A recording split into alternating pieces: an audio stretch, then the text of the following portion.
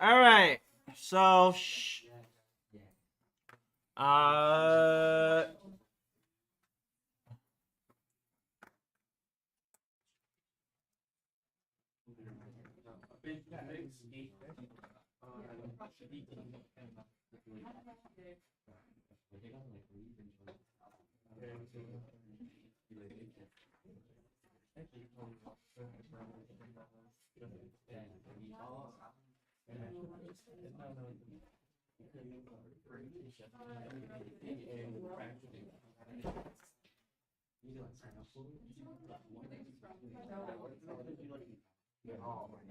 so yesterday we talked about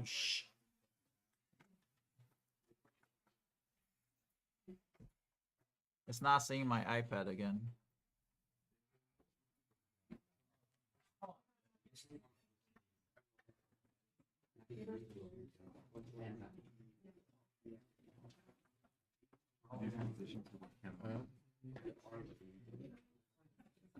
Don't disconnect anything. I'm not. I'm just looking at it. It's being held pretty taut.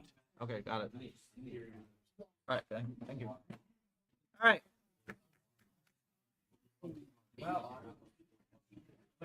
So yesterday, we start with those questions. I guess you cannot see, so let me see if I can show you here. All right, we start with those questions, and this is a question. This is a whole question. Now, whether to memorize or not to memorize, I think it's much better to understand things than memorize things. So I'm gonna teach you. I'm gonna teach you more physics than you learn all year. Good, because I haven't taken physics. All right. So, yesterday we talked about, did we talk about a bowling ball is gonna fall faster, or a baseball is gonna fall faster? It would fall the same speed, but then again, you're also talking about terminal velocity. Okay. So, good that you guys understand a little bit of physics. Usually, I have to convince people that a bowling ball and baseball, even though they both are weight different, they're gonna fall at the same time.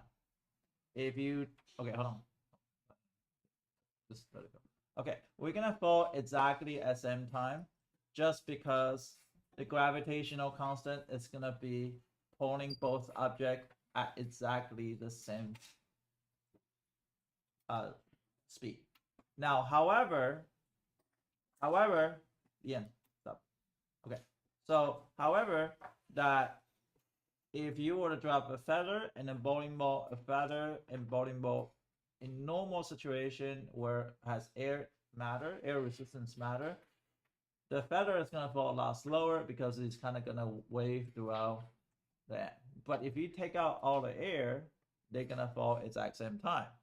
So those are the things that you need to know to start with. Does that make sense? Okay. A lot of people didn't understand that before, so now you understand. Now, what happened is,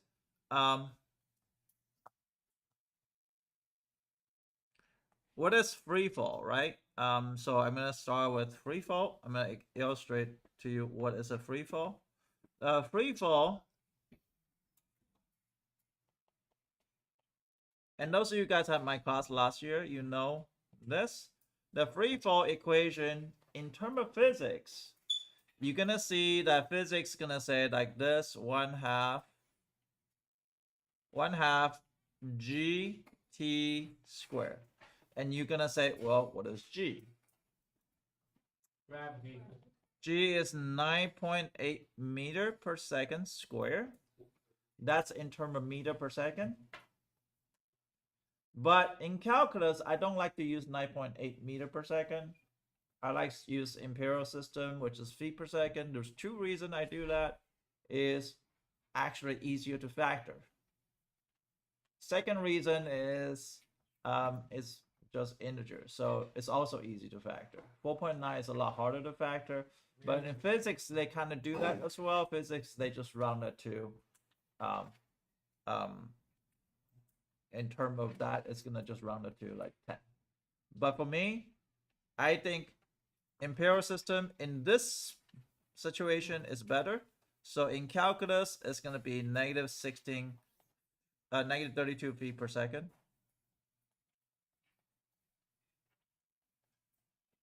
So we said that we talked about a movie yesterday, the Journey to Center of Earth yesterday. Did I say that? Yeah. Okay.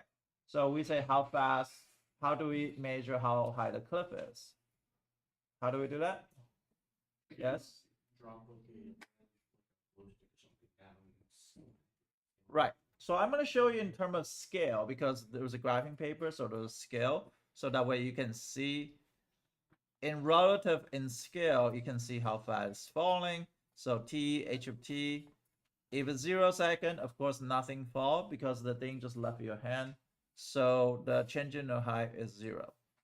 Now, if it's 1 second, it's falling around. So at this case, H of T is equal to negative 16 T squared. Why is negative 16? Because half of 32. Is that okay? Half 32 is negative 16. And in 1 second, it's going to fall exactly 16 feet. In 2 seconds, I will plug in 2 for this part. So 2 squared is going to be 4. 4 times negative 16 is what? Negative 64 feet. In 3 seconds, it's going to fall what?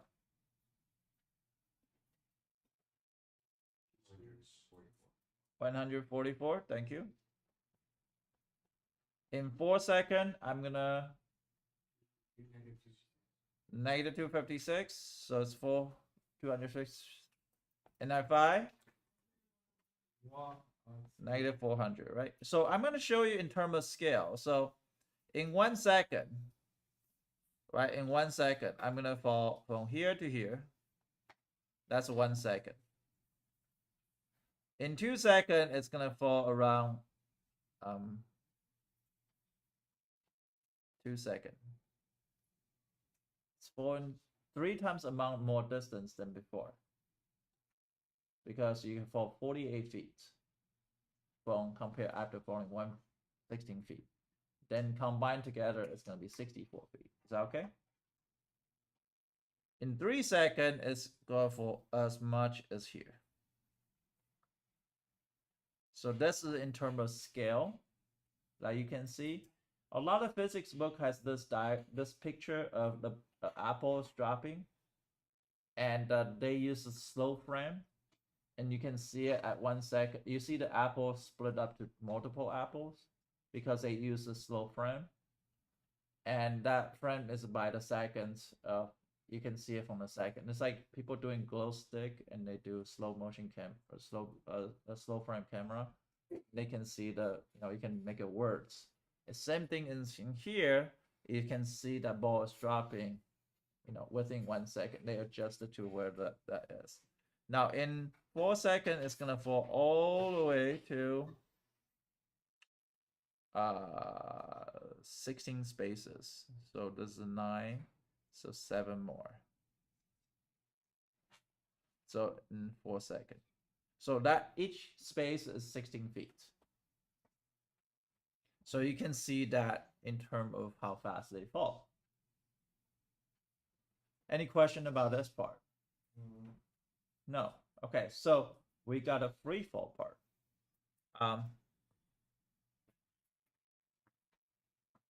Now, in terms of projectile, right? In terms of projectile, we got H of T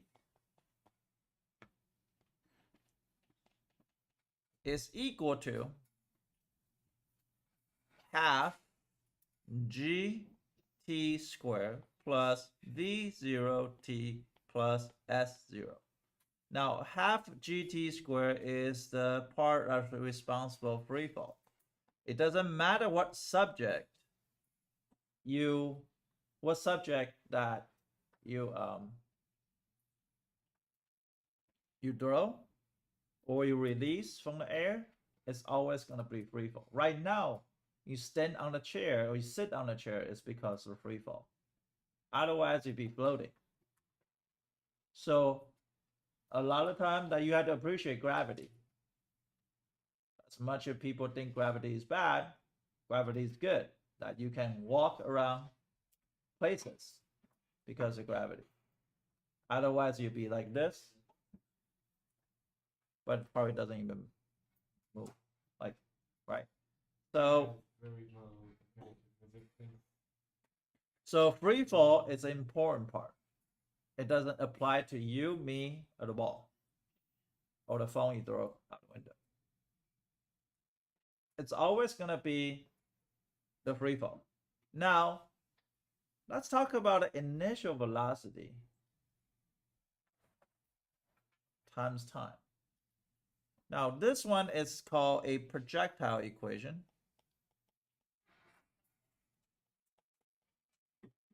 Projectile is I launch something.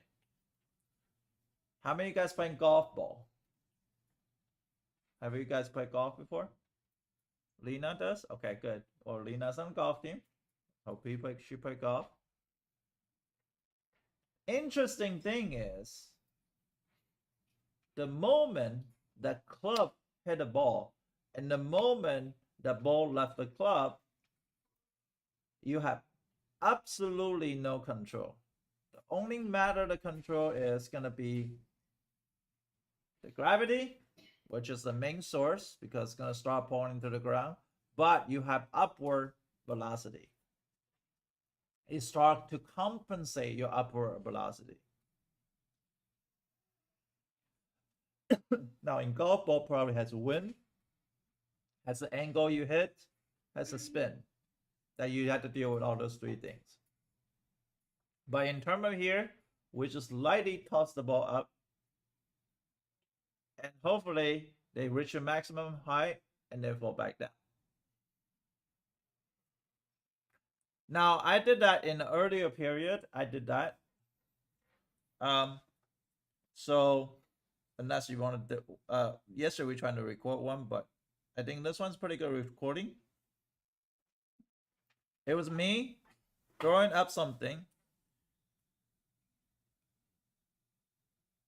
and it's falling back down. A simple motion like this, it tells you everything about physics. Why? Because let me play again.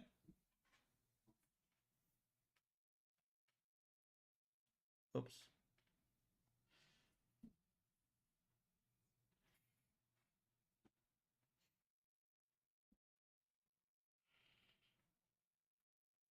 So as soon as the marker left my hand, right in this second, right in the second when it left my hand, I have no control over. The initial velocity is already impacted the marker because the way I lift up my finger, soon as the marker left my hand, it doesn't matter how fast I move after that, it's done. The initial velocity is already intact to the marker. Now this marker has upward projections, which is vectors. You go up, but any of those moments, the gravitational constant is vector is facing down at about certain gravitational constant or certain proportional gravitation constant until that this thing reach maximum height. You see them that they go in fast, slower. Do you see that at that moment? It's really peaceful. It's up there. It's not going up or not going down. And after that, right, they start come down. And they come down really fast. They increase the speed because the gravitation is, the acceleration of the marker is to have a negative vector, which is facing down. It start pulling down. But it's always been pulling down since the marker left my hand. And that's how you jump, right? When you jump, the gravitation start pulling. Otherwise, you'd be jump to hit the roof and go to the second floor. And that's the idea. So you have to see that. Okay, so I think a lot of time we teach. I mean, as much as like we want to teach physics, but we want to need to show student what actually happened. At least I'm trying to show you that what actually happened, what actually transpired. So this is the free fall part. This is how fast. So how fast my hand move, right? So my hand move at very beginning because I'm applying the initial velocity.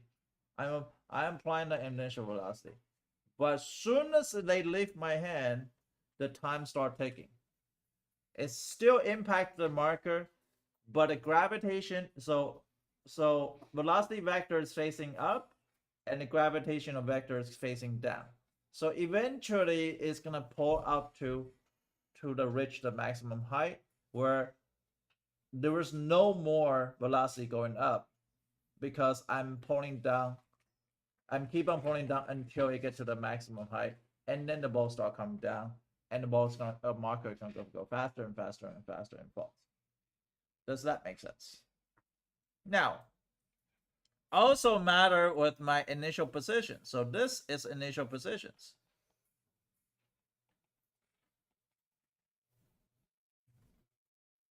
This is my initial positions. My initial position is at the table height, which is about 4 feet above the ground. Okay, so that's how fast throw up. So that's also a relevant information. So the projectile has multiple parts. One's the position, one's how fast they lift my hand, one is the gravitation constant, which is we cannot control. We can control how fast we throw up, but we have no control of free fall, and we have control of what initial position is. So free fall is no control. Everything else is manageable. Is that okay? Now we're gonna go to the questions. So the question says position. What is my positions? What's my position function? Yes? Would it be negative 15t squared plus 96t plus 180? So that's initial velocity plus 180, right? And we're gonna call this S of t. Sometimes I write down h of t, they're interchangeable. So you can do h of t or s of t in this case because h of t represents height. S of t usually represents positions. So I prefer S of t. So how would you find velocity? Yes, Sheldon? Derive the prime of t. You had to derive respect to what? Time, just like you do in relay to rate. Right? We're not taking the to respect to circumference. We're taking d to the dt. Why? Because b of t is the changing position over changing time, right? And that changing position over changing time is important because this is a delta, right? D stands for delta. So we're taking derivative with respect to time. And if I take a derivative with respect to time, there you go. V of t is equal to negative 32t plus 96 because 180 is going to go 0. Question about this part. Good. Find the time when ball reached maximum height.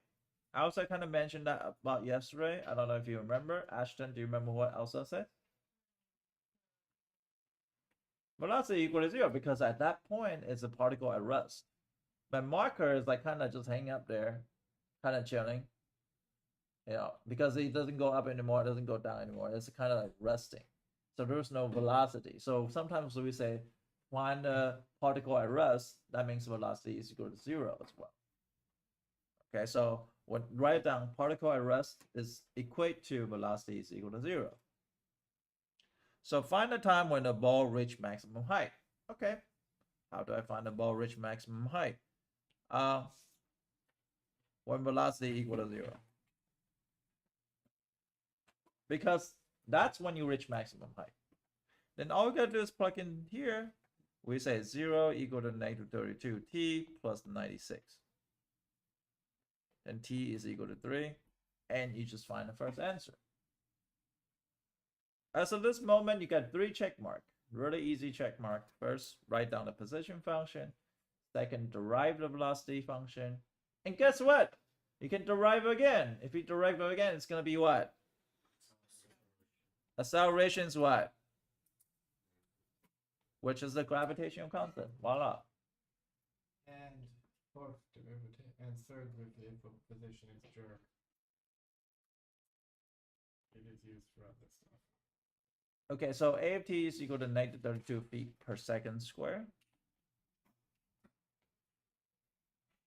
So how do I find the maximum height? You plug in t to position. I didn't ask you yet. I need to ask people that doesn't know. Danya?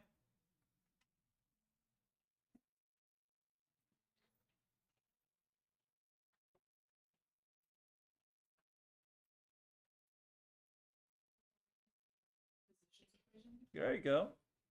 So S of 3. I don't know what's that. Negative 16 times 3 squared plus 96 times 3. Somebody work out a math for me because I have no idea.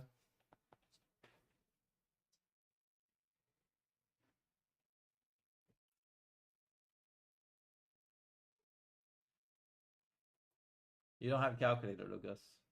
Come on. I think you're off by a digit of a number.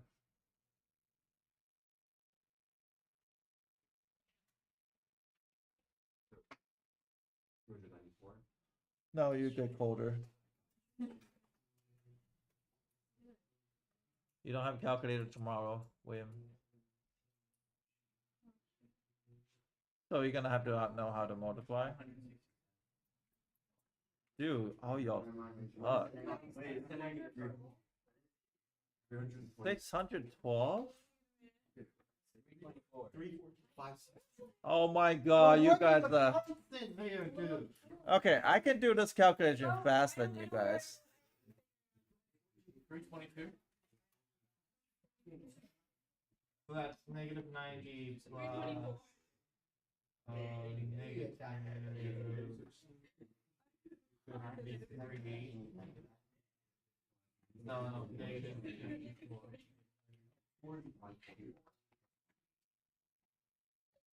Dude, you guys gonna mess up tomorrow because you guys don't have no calculator. That's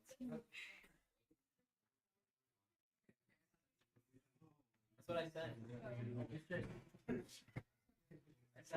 I do it without calculator.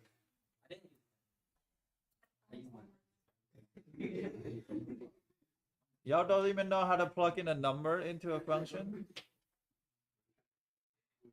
And even some of you guys using calculator too. That's so sad. I may be an idiot. At least I'm going to know how to at least break it into a functional part. Good.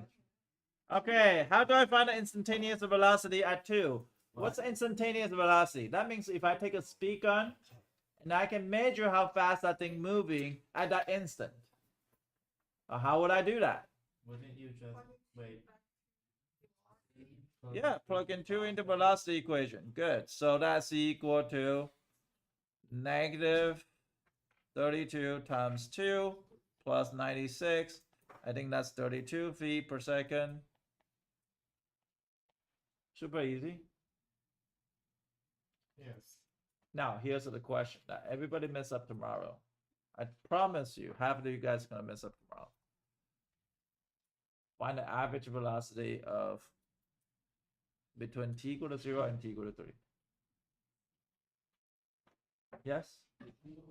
Plug in both of them separately and then Plug in what? plug in t equals 0 into the velocity equation, and then plug in t equals 3 into the velocity equation, get that answer, add it up, and then divide by 2. And that's exactly how you get it wrong. Well, Yes, Fabian? T equals 3. Shh. You have to plug in 0, 1, 2, and 3, and then average those out. Nope. By that logic, you'd have to do every single number, and since it's an infinite number of vast. So I want you to pay attention what Krish says. Kushang, sorry. He's laughing, so I can't.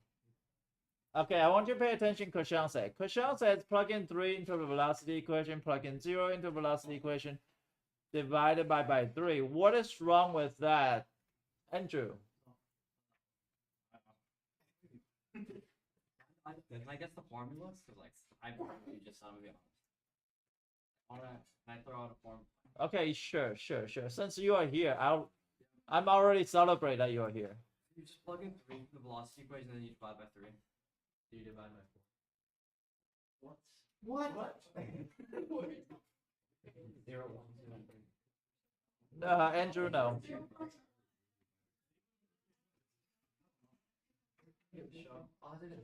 Chase. You have to treat like the terms together, so you have to solve for t equals 0 and t equals 2, and then add them on top of the fraction bar. No wonder all y'all fail physics. Pre-calculus-based physics next year. Lucas, what did you learn in physics? A lot about phone rings. Do you remember any of that? Wait, can we call you what? Shaden? I don't have to feel shame since I haven't taken my class yet. The rest of you do. The average velocity is the changing position over changing time. It's not changing velocity over changing time.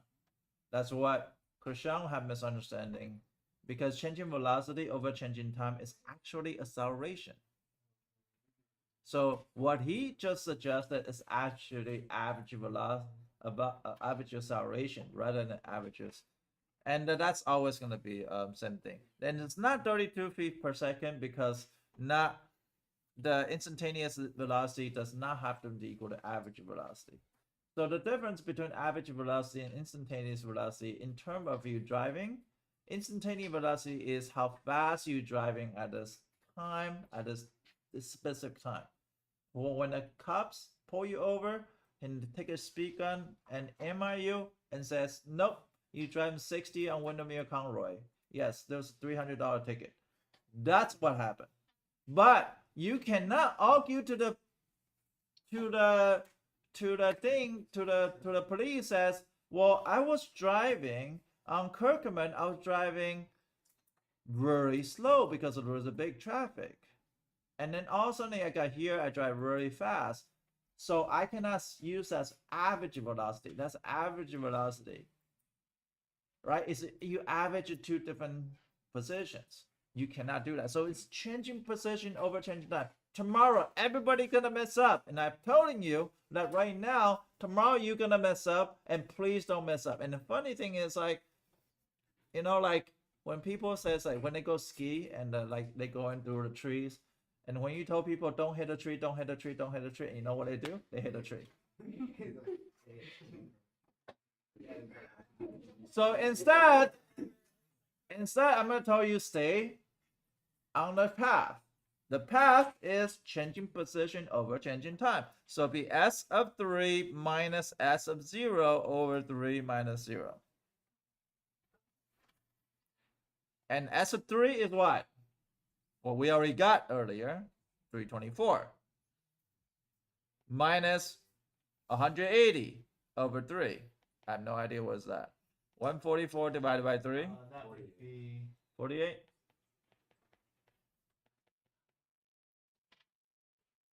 I'm scared that is actually. Now you also think about units a little bit, right?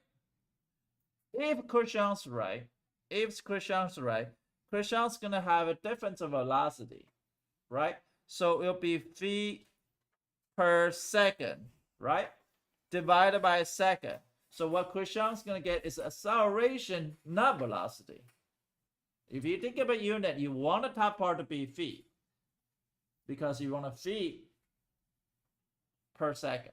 That's your velocity, not feet per second squared. And that's good that you point us out because tomorrow you're gonna make that mistake. Don't hit a tree.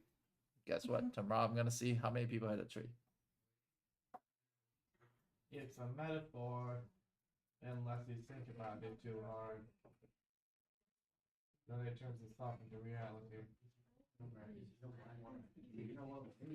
Find the types of velocities now.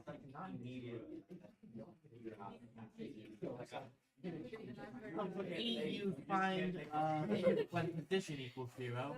What? Okay, so find the time required the ball to reach the ground level. So think about ground level. What does that mean? The floor. The floor, good. So what does that mean in terms of position? 0. Ah, this one's just asking what is ST equal to 0. And guess what? You need some math skill here if you don't have one. And which is most of you guys don't. I like roasting kids. That's my job. Because they don't pay me enough, so I have to roast you guys. I had to keep myself sane, entertaining. Okay, so now let's do math. Please don't tell me you're gonna do quadratic formulas because BC calculus kids, they were like, I'm doing quadratic formula. Dude, just factor. I don't like this to be negative. Factor out -4 because that's the only thing I can factor out. I cannot factor out 16. I wish I can, but it doesn't. Because 16 doesn't go into 180. It goes into 96, but doesn't go into 180. So it's going to be 4t squared plus minus. 8, though. No, you cannot. No, that's squared. You cannot factor out 8 out of 180.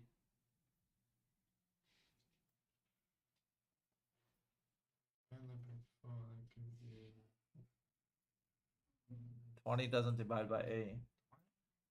Yeah. You cannot factor out 8 because 180 does not divide by 8.